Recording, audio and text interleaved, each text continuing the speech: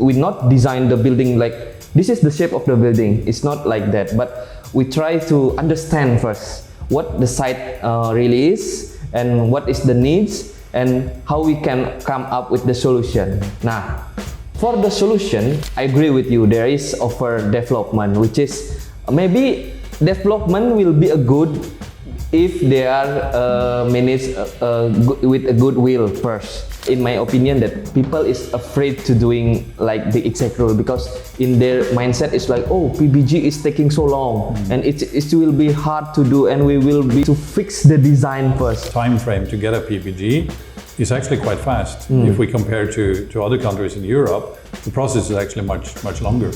So there is this illusion maybe that it's a complicated process, and if you don't have a PBG, you cannot get an insurance. If you can't get an insurance, what if something happens? Yes. You know, earthquake, heavy rain, accidents, all of these aspects.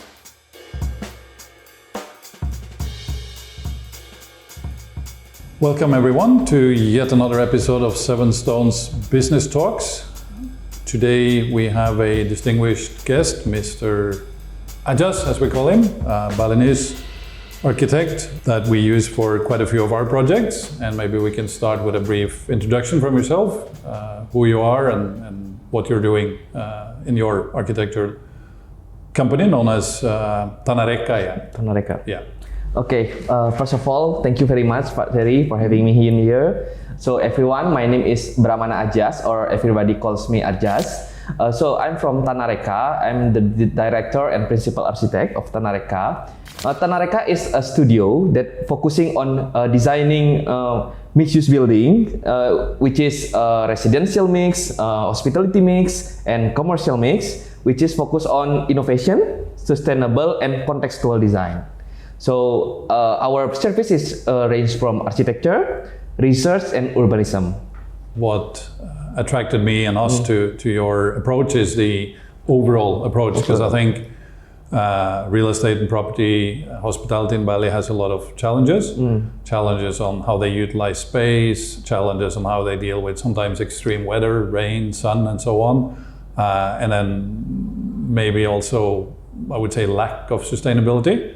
And I think maybe you can talk a little bit more about, for instance, in our Nataloka project, and how temperatures, wind direction, sun, water flows, everything is considered into the overall design and the overall master plan before we actually get to the building. Very often we see architects kind of going the other way, yes, where here's a land plot and they maximize it, and then we have issues later on. Yeah.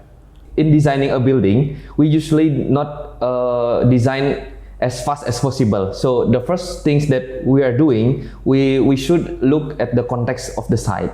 So which is the climatic condition, the topography condition, and the environment condition, also the social condition. So the first thing we not design the building like this is the shape of the building. It's not like that, but we try to understand first what the site really is and what is the needs and how we can come up with the solution. Nah, for the solution, we are in development phase of the building. So in developing the design, we usually, the first thing that we do is research.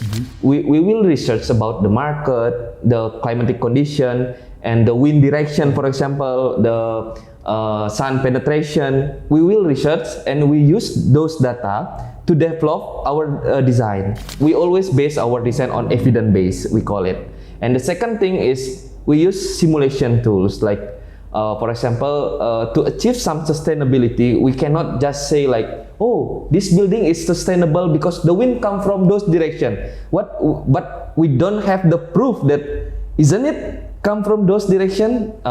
That's why usually we use some simulation tools. Of course, it is not like the exact true of the real life, but with those simulation tools, we can have more small gap to the real life. That is because we have a vision, like you say, that we need to make our building more sustainable and contextual. That's why is our motto is innovation, sustainable, and contextual. You speak a lot, you know, in universities and different events, and I think you're passionate about, you know, sustainability. Is that something you came up with yourself during education or at some stage, or is it based? Maybe you can also talk a little bit about what we call the Asta Kosala, the old sort of Balinese design, which I think you know, incorporates all these aspects from maybe hundreds, maybe thousands of years ago. Yeah, actually, sustainability is actually in Bali is not a new kind of term, but we call it like Trihita Karana, like Asta Kosala Kosali. Actually, in Bali we have sustainability is three, right? Environmental, economical, and social. In Trihita Karana is also more like that. In Trihita Karana philosophy, like in Bali, when we actually grow up with it in Bali. It is about the relationship between environment, between people socially, and between God, they say. But I think it's more like a relationship within the feeling. But so sustainability is actually for us in Bali is a life within. Like we live every day with it. But now we need more exact term about that. We need more aware about that. We need to more be conscious about that, because I think it is more than important than ever now, sustainability. We see now a lot of challenges with, some people use the term over-tourism. I don't think we have over-tourism, but we can definitely see overdevelopment or too fast development. What do you see as the challenges in real estate, property, hospitality and architecture in Bali right now? Related to that, I agree that we are not yet over-tourism, because I have heard that some data that in like another country they have twice as much tourism from us, but they don't have the same challenges with us, like traffic congestion and land scarcity. But I agree with you, there is over development, which is maybe development will be a good if they are managed with a goodwill first. I think like your project, for example, like if Nataloka you want to keep the land for 10% only or 15%, but just more landscape than the building, I think there will be a good approach. Then you need to maximize the floor plan like that, because in like we are in tropical also, we don't actually need some like huge building, but we need how the wind flow, how the sun came to our building like that. So I think yes, over development, but if we can manage the development, we'll be more wise, maybe it will be good. That sort of line of thought on developments, there's a lot of talk about building permits, so PBG, SLF, technical aspects, and we actually see now that a lot of these buildings, they actually don't get permits, they're already built. What do you think we could do to get that sort of thought out to the market? Like we see in a lot of illegal building, and they just try to fire for a SLF towards the end, but because they have maybe violated the zoning, that they're building in yellow zone and they're having an HCB and a PMA in real estate, and it stops. And we even see now also that some SLFs are being refused because they haven't followed the building codes, I guess cosmetic look of buildings. Yeah, I think now all is in a rush. Like I think because they want just fast, they don't. Many of them don't follow the appropriate rules. Let's say it like that. But I learned that actually maybe in my opinion that people is afraid to doing like the exact rule, because in their mindset it's like, oh, PBG is taking so long and it will be hard to do, and we will be and we will need to fix the design first. But I attend the Seven Stone talk show with PUPR Badung, that the Kadis say that actually the PBG, the permitting for building to building, it's not like that it should be fixed from the first place, but it can be adjustable when it's construction. But let's say first you need some document that say like to the government that, hey, we will build this, this is the first plan, and then if there is any changes in the construction process, it is okay. Then that's why SLF then coming into the way after it.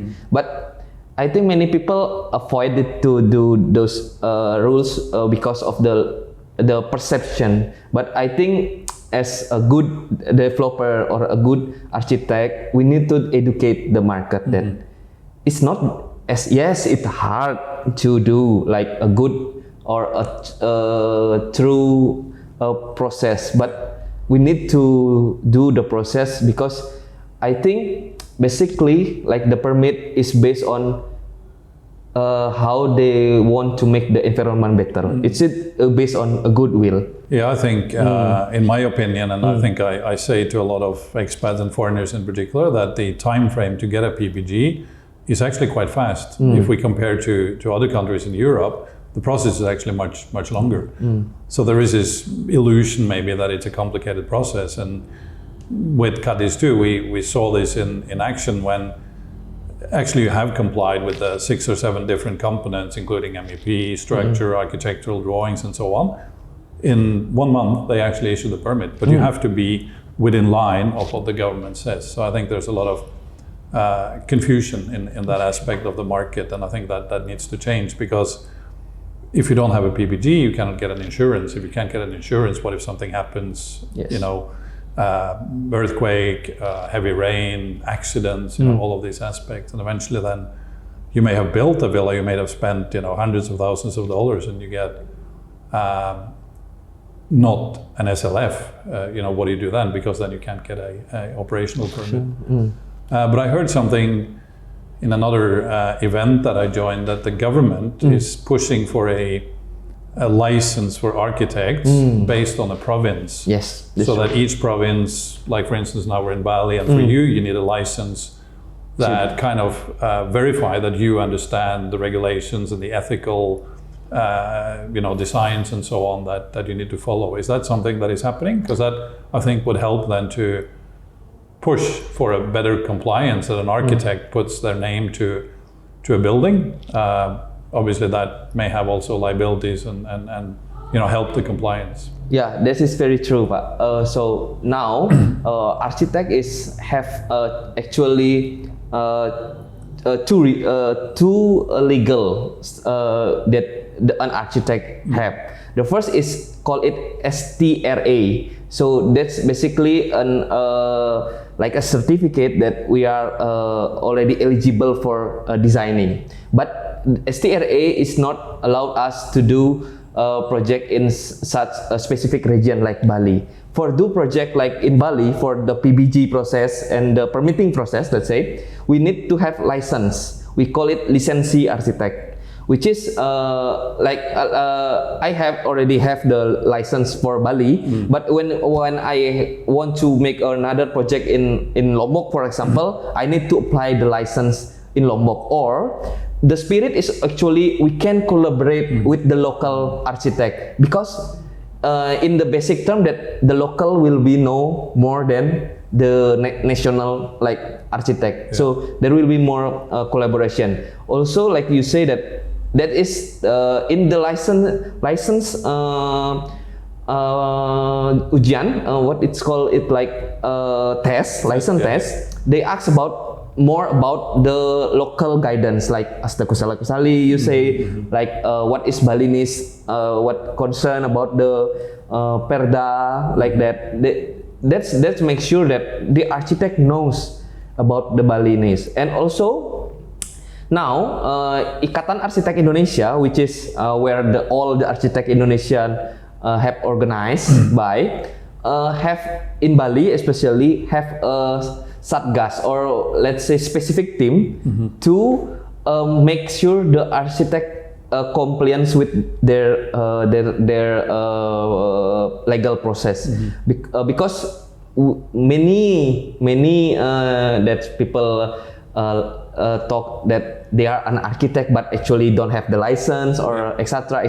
So now IAI, we call it Indonesian Board of Architects, have a special team to enforce the kind of license, like you say before. I think that's good, and I think that's the complexity sometimes people want to do a development and they use a foreign-based architect firm, and we've seen some cases in particular on bigger project where that runs into complexities because they haven't thought of having a local architect to make sure they are in compliance, and maybe not so much on technical aspects, but more the exterior looks and general sort of compliance. And I think that's also something people need to be aware of, that the architect need to be licensed in Indonesia and in the specific province to be able to take the project forward. Yeah, and I think that also would help with compliance and make it easier for us to or the government to control, you know, the developments that we see. Architectural work, what type of buildings, what kind of projects do you like to work with? What's your favorite type of client or projects? Yeah, for me, we are in Tanah Reka specified in mixed-use project. So mixed-use is not about only commercial like office and commercial, but mixed-use is like a resort is actually a mixed-use. There is a residential, is commercial, is maybe some entertainment like this. So we are like to work with a mixed-use project. So it should be more than one type of use, because we in my mind mixed-use have a really good benefit within our city context, within our environment, because usually mixed use is more complex but you can minimize the mobility of people. If, for example, if you have restaurant in your building with apartment, for example, you don't need to go over there, so there will be less congestion. But mixed use is people say like in Jakarta, like the big city, but actually we can make a mixed use in a good scale, like more like in small to medium scale, so we can harvest the benefit, but with more contextual surrounding environment. Okay. The future of Bali too, there is a lot of I guess questions and sort of where is Bali heading in terms of development, architectural. How do we retain the genuinity, I guess, of Bali, the culture and so on, but still embrace the need for change? What is your sort of dream for Bali forward? I guess when we look at certain aspects, maybe in Jakarta and some foreign players, they see maybe a future Monaco or Hong Kong or something like that. Do you think we'll ever see high-rise buildings? Where do you see Bali into the future in terms of developments, design, mixed use that you talk about and so on? Simply in my imagination, maybe I see Bali like more like Kyoto, Japan, because there is of course there will be no high-rise building because we have some regulation about that. But we need to move forward in terms of like public transportation, the convenience of walking. Like when I go to Kyoto, like we are really convenient for walking, for biking, for example. The city is so permeable. We can go anywhere, but we can easily find like cafe. Like the zoning is really mixed, but mixed in certain term. It's not like just make it dense. It's not like that, but it's really carefully think. But the integration is matter. I hope Bali somehow maybe can be more integrated. You don't need to have impact on the congestion, traffic congestion, but how if this kind of space you can make it multiple times in for example in front of this road, you can walk over there and have some drink. You don't need to take a motorcycle outside, or you need to go somewhere with public transport. I hope in the future Bali can be also move forward, but with their identity in touch. Advantage of engaging Tanah Reka, maybe compared to other architects? Is it your passion for sustainability, or the fact that you consider the mixed use? What do you think is the selling advantage, the marketing of Tanah Reka, the added value? Yeah, for the value that we are proposing, this is the first thing is innovation. Innovation means that we are trying to solve problems. The first thing that we will see that what is the common solution and what we can make it better. So from the innovation, it should looks unique. So that is the first value that we are proposing, innovation. The second one, the innovation should be sustainable. It should be economically feasible, environmentally acceptable, and socially acceptable. So the innovation should be sustainable. And the last thing is contextual. You need to be able to differentiate our design with other designer, with other place. Even we design it, like for example this office and 10 meters to the side, it should be look different because the needs is different. Yes, the site is near, but maybe because of the needs, something else, the vision, the brand, I don't know, maybe it should make it different. So that's three values that we are purposing, and our vision is innovation, sustainable, and contextual. Last, then, how do people find you? How do they take contact with you? Okay, now we have a website called tanareka.com. You can visit our website. There is our vision in there, our service, and our approach. Also, we put it like our research, our simulation. We put it all in there. So please visit tanareka.com for more information. Thank you. I think the last part from me is I think we've been here a long time in Bali. We've seen a lot of developments. We've seen the different waves and different changes, and the last few years has been very dramatic, I guess, in that sense. And I think I feel encouraged when I talk to people like you, local talents, local visions, and I feel comfortable that Bali will find its way, like you say, in terms of it needs to improve, it needs to move forward, but it needs to also retain its genuinity and I guess culture. So thank you very much for coming. Thank you very much. And for anyone who wants to know more, like I just was saying, you can look at tanareka.com, their webpage.